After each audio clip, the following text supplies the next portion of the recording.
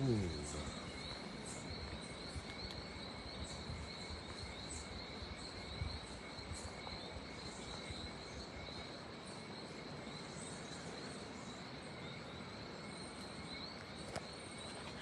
afternoon, viewers. This is Emonews, and I am here live with Mr. David Shargel. And today he has a pressing matter that he needs the public to know about.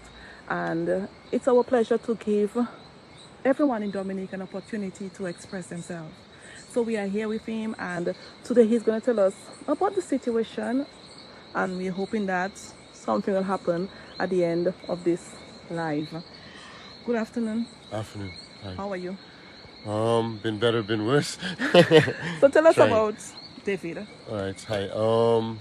I've been in DA for like 20 to 23 years now. The land behind us is my property. I've been an organic farmer here for many years.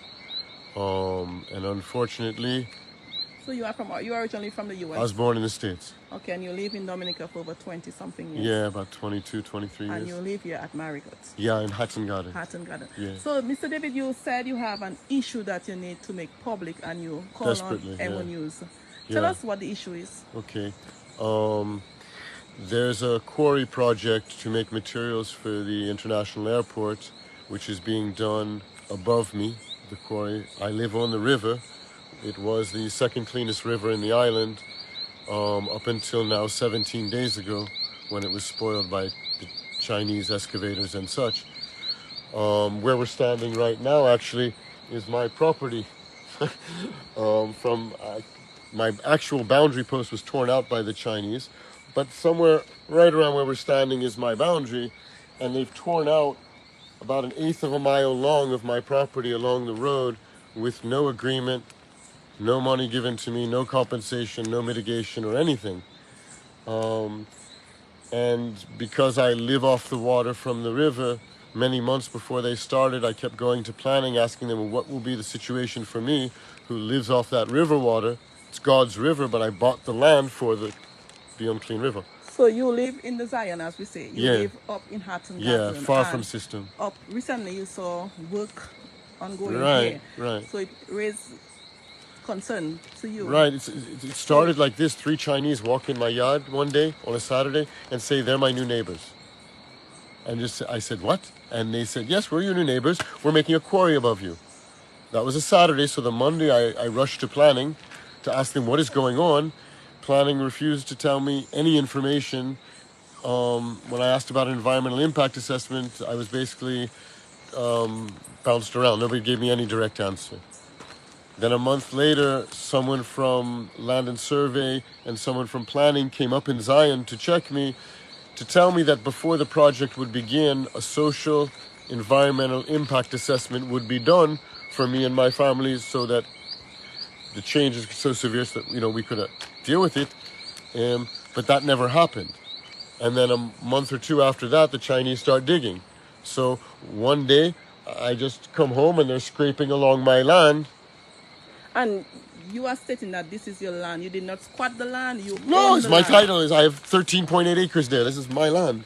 So this you is have my land. proof to show that the land It's my belongs land. to you. It's my land, free and clear. Okay, sorry, but so when this is then I was told government surveyors will be coming, but that's after the Chinese have already just torn on my land. The government surveyors came, and I was actually informed of that by writing, by letter, the night of the day they had already come. So there was no real previous notification. And then, when I asked them, but what about the environmental impact assessment? Look, this is going to damage me. I was told there will not be an environmental impact assessment done for the damage to the river, or me, or the road. They'll only be done for the quarry, but the quarry is a done deal. It will happen anyways, which is basically saying there is no environmental impact assessment. So it's really difficult for me because I need water to live. As of 17 days, I think, ago, the excavators are above me in the river, so I can't drink no more. When I went to ask for help, I went to the police. The police told me that if it's China or Gatacan, it's above their head, they can do nothing. I went back with my power rep, they told us the same thing. Then I was directed to go see MMCE, not even my own government, but MMCE, where I'm sit down in a room with 3 Arab man and another man who tell me they will tell me what my rights are. And they go on to tell me that all of these years that I've bought my land, I had no right to be taking water from the river, so that I was squatting. And I said, that's impossible. I bought my land on the river, taking water. And in fact, I am here before Dewasco set up the water system. And where does Dewasco's water pipes run? On my land without ever paying me. So it's impossible to tell me that I don't have rights to the river water when I there before the system, and the system itself is running on my land without paying me. Now I have no water.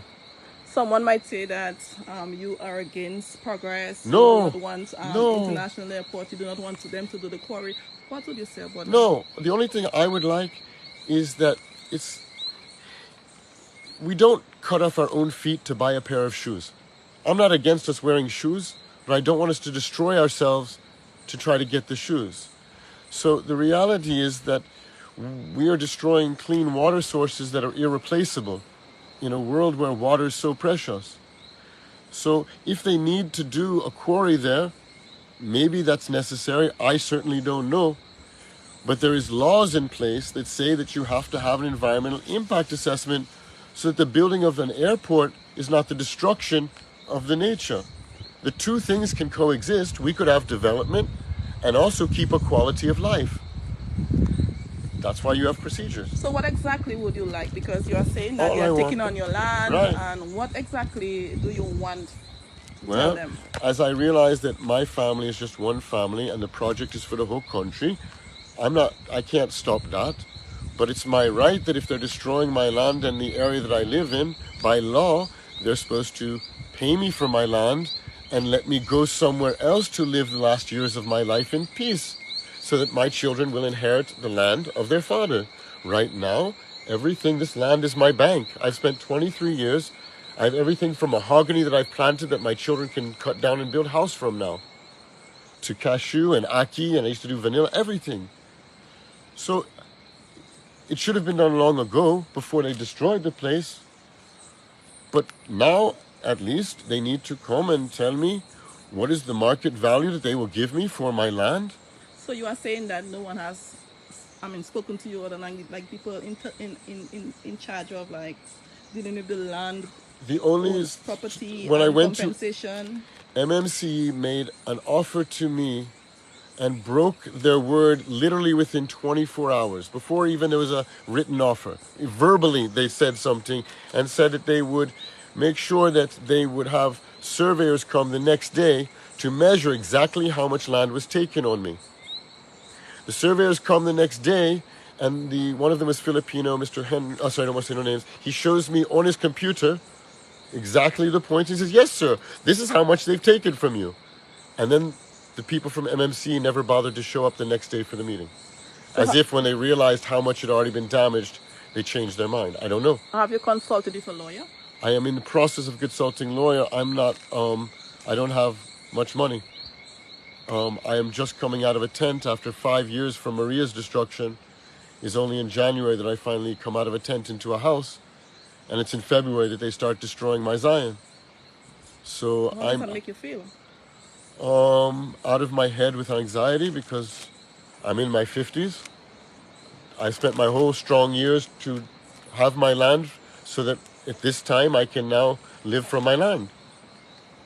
Now I can't do that. I have to carry water for miles to be able to have even drinking water. I am beyond exasperation. So you said you spoke to the parliamentary representative of the Marigot constituency. Yes. What did he say to you? He said at the last stage of this was that he wants to call a town hall to discuss it, but he's been trying for 3 weeks to get other ministers and other officials on the line who do not respond to his calls or mine. So I'm at my wit's end, to be honest, which is why I'm not a very public person, but this is why I'm choosing to speak with you. because I don't know what else to do. When I spoke to the man in MMCE, this man told me that he would tell me what my rights are for my own land.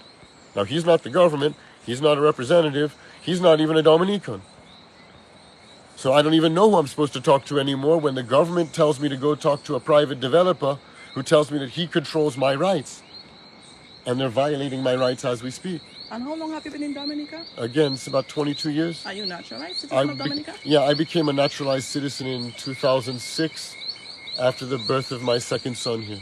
So you have how many kids? I have 4. And you are stating and you have proof that the land belongs to you? Yes, I have my title right here, free and clear, if anybody would like to verify. So what's the next step for you? What's going to happen? The next step is the lawyers to write letters to try to begin a process to create an injunction or a stay until they can resolve the matter and stop trespassing and destroying my land without paying me for So you want compensation. Basically, you're asking for compensation. I'm asking for compensation. But have you received anything in writing? Nothing. Nothing. Okay. Nothing. The only thing I've gotten from government in this months of this destruction is a letter from the Land and Survey saying that government surveyors would be here. And even when the government surveyor came here, I recorded me having a conversation with him saying, you know this is illegal without an environmental impact assessment. And he says yes, and then continues along with doing the survey. So what advice would you like to give to them? What would you like to say to anyone listening, or even the government official, MMC, the Chinese, whoever is in charge of this project? Please respect property and human rights. If you're going to do a project, then respect the local laws and property. I understand that in China, nobody owns land. I understand in China, nobody has property rights. But we should not sacrifice our rights in the name of development. I'm not going to go and live on the airport when they take my land. Where am I going to live? Where are my children going to live? What do I leave for them? Well, I beg the government and the people outside there to suggest to government to follow the law and pay me for my land, please, so that I can have water and food like normal people.